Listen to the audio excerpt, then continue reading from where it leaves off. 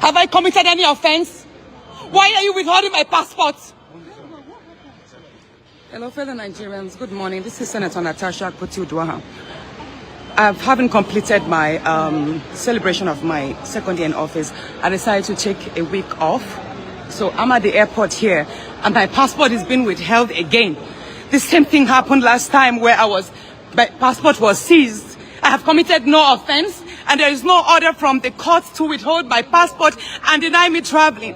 The last time this happened, the officer in charge told us that the Senate President, Godswill Akpabio, instructed them to withhold my passport and prevent me from traveling because he said each time I travel out of the country, I smear the country's image by granting interviews out in international media. Please, can you tell them to release my passport and this embarrassment should stop? You have no right to withhold my passport. You have no right to deny me exit and entrance into my country. I have not committed any offense, and this must stop.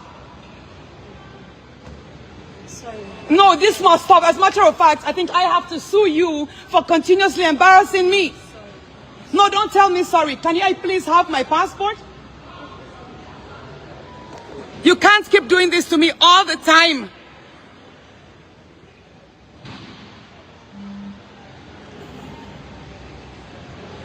I've been standing here for the past 20 minutes. Why are you doing this? What have I committed? The last time it had to take someone influential to call you to release my passport. That was what allowed me travel. Now again, you are withholding my passport. Why are you making calls? Is Godswill Akpabio so important? Why is he overruling boundaries? Godswill Akpabio, the Senate President, has instructed the Comptroller General of Customs to deny me exit, to withhold my passport. This is wrong. There was no order. Yes, I know I have 2 federal government cases against me, of which the President of Nigeria instructed the AGF to cancel the cases, to withdraw the cases. No, hold on, please. This President Bola Ahmed Tinubu actually spoke with Godswill Akpabio to terminate all the cases against me because he agreed that they were politically witch-hunting cases. Hold on. So there is no reason why my passport should be withheld at the international airport. There is no reason why. You have no right to do that, madam. You have no right. You are taking laws into your hands. There is no court order. I have not missed any of my court appearances. I have attended all my court sessions. I am not a flight risk. I am not a risk to my country. So why are you treating me like a criminal? Can I have my passport, please? Thank you very much. Sometimes I think you just have to be a rebel to get things right. Then you keep asking Nigerians to be good citizens. If I had not gone public, would you have given me my passport? All right, that was Senator Natasha Akpoti lamenting a passport withheld during a period where she was trying to exit the country to have a holiday, a 1-week holiday to get back.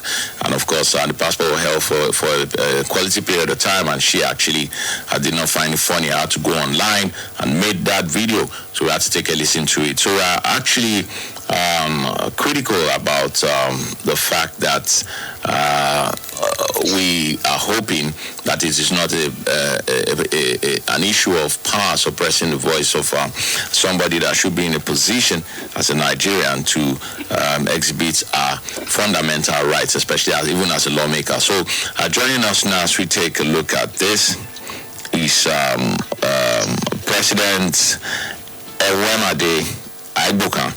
He is a distinguished human rights lawyer, legal reform advocate, and co-founder of FOI Counsel, a law firm committed to advancing transparency, accountability, and access to public records. He also serves as a trustee of the Rural Development, Information, and Legal Advocacy Center, RUDILAC, a non-governmental organization working to expand civic freedoms and legal empowerment at grassroots levels. So joining us now is Barrister Aigbokhan. Good morning, Barrister. Good morning, Kadiri. Welcome once again to Dialogue. Thank you for having me. It's been a while. How is everything, sir? We are doing very well, thank God. Fantastic. Good to hear that. So, Barrister, these are such times where I will be needing your legal expertise to give us clarifications once again. So it's good to have you on Dialogue this morning to take a look at this one. Thank you. So, Barrister, let's head right into it. It's actually the court case that has stalled for a while now, and the controversy between Senator Natasha Akpoti and the Senate President. So there was a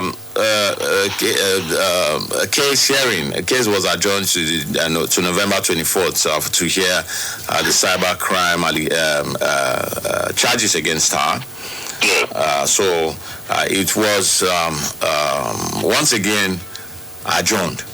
So these are some of the things that we've been discussing and debating about. Even you've been here before to talk about these court cases as they linger for too long. Yes. Now let's head right into it, because we are looking at it from the perspective of voice suppression by power. Could that be the situation, or are there justifications to the charges against her for the claims in the charges against the Senate President? So now I'll ask you the first question now. For clarity, can you explain what specific offenses under the Cybercrime Act are usually involved in cases like this? Yes, Cybercrime Act has three main offenses. One of them is cyberbullying. These are offenses where you are using social media to oppress persons who feel they have been victimized, and actually report the case to relevant agencies for the prosecution of the accused persons. So this is a new law, of course, 2015, amended in 2024. We also have cyber stalking and online harassment, sending offenses or threatening messages electronically, using digital platforms to bully, intimidate, blackmail, or malign others. Also the cases of unwanted communications. I don't want you to communicate with you, you are putting yourself that you must communicate with me. That is in section 24. Like cyber stalking. Yeah, we also have identity theft. You use another person's identity or data to obtain money, property, document, social media profiles, and all that. Cyberbullying, I've already mentioned that. We also have hacking. And giving entry into network without permission, without you don't have password, you are entering, or passport theft by passing security systems. In case of accessing emails without authority. I think one of the offenses I've seen there is the modification of data. Deleting financial record, changing exam results, altering election data. That is actually Section 7 of the Cybercrime Act. Forgery is also there, which is also in our normal criminal law. But when it is computer-related forgery and fraud, it's under the Cybercrime Act. That's in section, I think 14, 15, 16, 17, 18, 19. Quite a long sessions that cover that. That was actually their main focus, not necessarily cyberbullying and all that. But what Nigerians are now using, the Nigerian authorities, are using the law for, principally for bullying and stalking. We also have cyber terrorism, threatening national security online, disrupting critical infrastructure with a threat using digital tools to disturb critical national infrastructure. It's cyber terrorism. But I'm not sure anybody has been charged for this. Even in recent, the Kano was charged for terrorism, not cyber terrorism, because his threat was actually online. You have to be on that cyber terrorism, not called terrorism under the Terrorism Act. I think that can be found in section 18 of the Cybercrime law. Okay. Distribution of all this online, what they call them now, how you distribute online cyber virus. It's also an offense. Ransomwares, Trojans, spywares. It's an offense captured under the Cybercrime Act. Okay. I think that's clarity enough, and since you understand all these implications, I think still we'll now still await to hear what the court has to say in the case of Natasha and defense to all of this. So now, thank you for that clarity, Barrister. Now let's move on to this one. Why do cybercrime allegations, especially involving politicians, tend to attract such public attention? No, it's not the law under which the politicians are charged that attract their attention. What attracted their attention are the circumstances, acts, and the quality of the deployment. So, of course, is that if the politician will also charge under those State Property Management Act, it will also attract attention. So, it's not necessarily the law, the circumstance, the personality, the facts of each of these cases. All right. So, what are the common legal reasons why a court would adjourn a case of this nature? Why is it not just straight up go ahead and attend to it? No. I think the issue of adjournment is overstretched. Cases are adjourned for certain circumstances. One, on the application of the practice counsel. Two, on the directive of the registrar stating that the court, the judge in that court may have a training, may not be too fine, may have other official assignment other than court sitting. So the court adjournment can be taken. So I don't know why the adjournment in Natasha case is getting a lot of alarm, because even our own defense counsel filed another objection. So when she filed another objection, that objection has been taken and adjourned for ruling. So the judge has 3 months to deliver the ruling. So if he gives you 1 month to 1 month adjournment and you didn't show up, you have another extra 2 months upon which the ruling can be given. Ruling adjournment is given within 3 months. So the court is still within the time to rule on a preliminary objection. So I don't know the whole value about adjourning the case. Must they hear a case? Will the judge just close all the schedule that the court has for the Natasha case to be heard? So this adjournment issue is getting it's not what. So does this adjournment indicate weakness in the prosecution's case, or is it just the procedure? No, it's not court procedure. Adjournments are part of court adjudication process. It's not something that take for instance, you have a system you are transmitting now. And there is a PDC failure, there's light failure. Of course, you are going to move straight to solar or to generator. Are you getting it now? So that breakups part of it is part of the transmission itself. You cannot remove it, even though you are able to put a system where it can be checked and it's not abused. That's why I'm saying that a case can only be adjourned officially from the court if the court has an official assignment. No judge can say, I'm not sitting because I didn't eat to last night. I'm not sitting, my daughter has wedding. No, these are not official assignments. So it's strictly on official assignment. When the judge be communicated with that, the chief judge is even the one who wrote to him or her to be on that assignment. So it's an official decision for that case not to have heard on that day, known by the judge, also known by the chief judge of that court. Now, many Nigerians actually believe that Cybercrime Act is being used to silence critics, especially in recent times. Now, from your legal perspective, is this a valid concern? Should this be a valid concern? Yes, I agree with them. Because of the fact that there are many other laws that should have been deployed to tame any malfeasance in the society. The reason why the politicians or government per se go for cybercrime law to use to tame not just politicians, they use it primarily to tame the civic space, to tame activists. Are you getting it now? One of the reasons is this: the law is very vague and overbroad in its provisions, and I think I started by giving you several offenses under the law. You can agree with me that it's very broad. One, there's something they call injurious information. Injurious information. What do you mean by that? Injurious. What do you mean? Can it be measured? There's something they call annoyance. So if I cause you an annoyance, you can prosecute me. How do I know that you are annoyed? There's what is something in that law that they call offensive message. So what determines an offense or a message that is offensive? Is it the prosecution of the courts? So why should the prosecution charge me on what it terms offensive message as measured by him. Malicious intent. These are very vague and overbroad provisions of the law. Those provisions will be removed. So do you think, on this note, do you think that the cyber stalking provision needs amendment, or is it being misunderstood?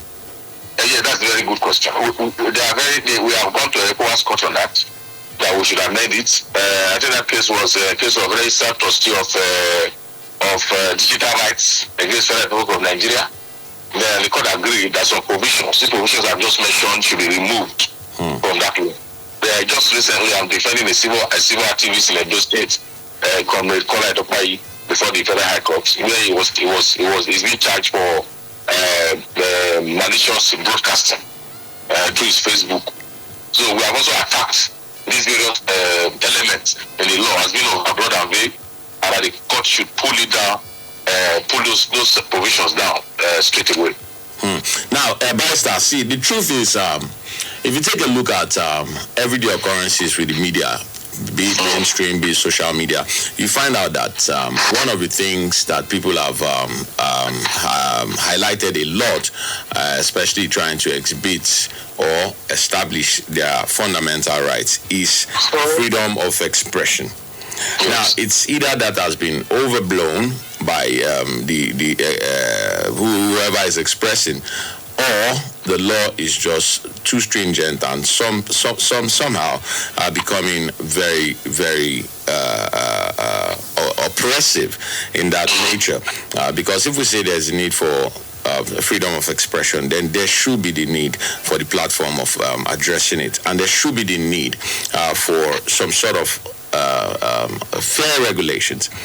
So now, if we take a look at it from that perspective, how can the courts balance protecting individuals from online harassment with the constitutional right to free expression? How do we, especially with all of these acts? Thank you, Kadri. There's in the law, they have the law centralized criminalization of speech instead of harm. I get it now. They have to criminalize harm, but criminalize the speech. They didn't focus on financial fraud. They didn't focus on hacking.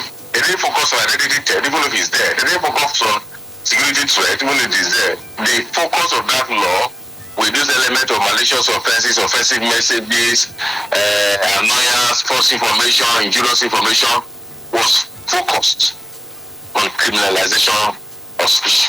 And the main targets are journalists. Journalists like you are activists, whistleblowers, and as you have already identified, political opponents. Are you getting that? Funny enough, these charges often arise during elections. After public criticism of powerful officials, targeted at opposition figures, and if we talk about attack on journalists, it's principally against investigative journalists. Are you getting it now? So the law is one law that is arrest and detention. So that's why they're using it. It's easy to allege. You just point to Twitter. You just record an interview. Are you getting that? And it's also difficult to defend immediately. So there's no way you will not be detained for a very long time. See, they're investigating.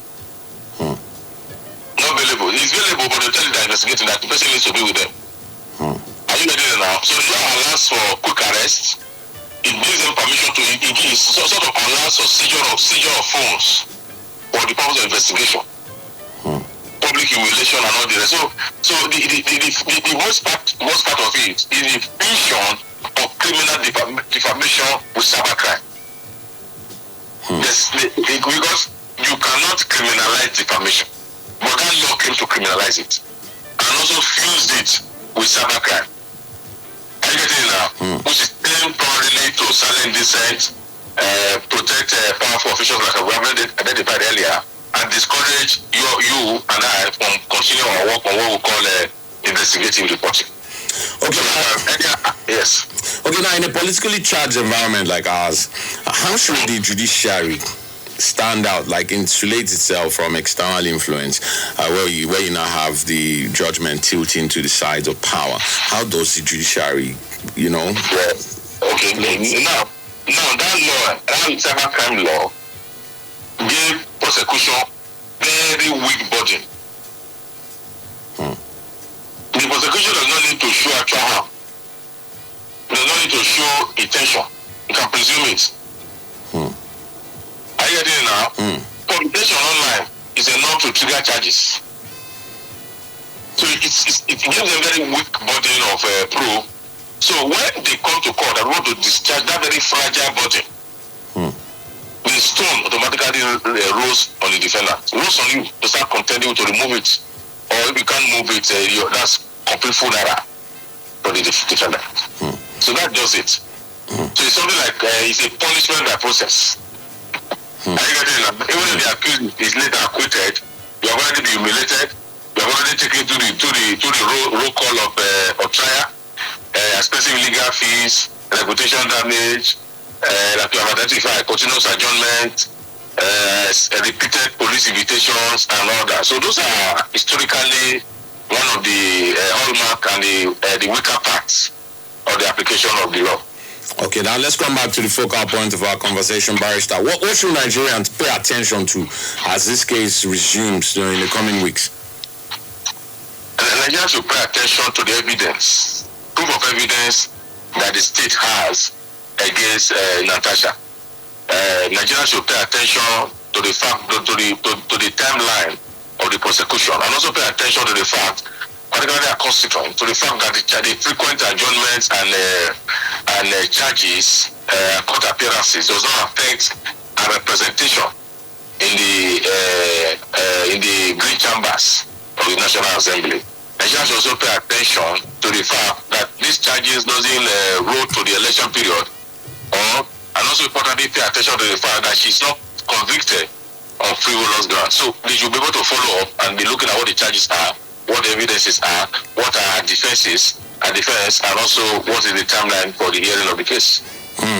Now, this seems to be a very peculiar case, considering the kind of cases we've been having in our corridors of power. And now, do cases like this have any impact on public trust in the justice system? All cases have an impact. All cases have an impact. Just that this one is not becoming a public interest case. So when you say whether this case has, you are asking whether public interest cases have impact on trust. And of course it does, because a lot of people are giving attention. The measurement threshold are originally devised by those who are watching. They are seeing what the demeanor are. They are seeing what the case of the plaintiff, the defendant is. They are seeing what their judgment look like. They are looking at the trial timeline. They are looking at the evidences before the court. They are looking at the arguments. They are looking at the application of the law. They are looking at the law itself, the validity of the law in a democratic society. They are looking at all that. So it's something that they measure with. They measure the system with. So it's not all case that gives impact on justice administration. But public interest case like this has a mark on our judicial system, and most importantly, the trust is evaluated, the trust is measured, the trust is based on what the citizens are saying, are heard, and are told about this kind of proceedings. All right. So now, before we let you go, finally, Barrister, from your experience, how long can cyber crime cases like this typically take before resolution? Maybe 1.5 years. From your experience? Yes. All right, fantastic. Barrister, I want to say a very big thank you. There's always the clarification of the air every time you come around to help us out with legal matters like this. So I want to say thank you once again for joining us. Thank you, Khalid, for having me. Thank you, Edo State. Thank you, Nigeria.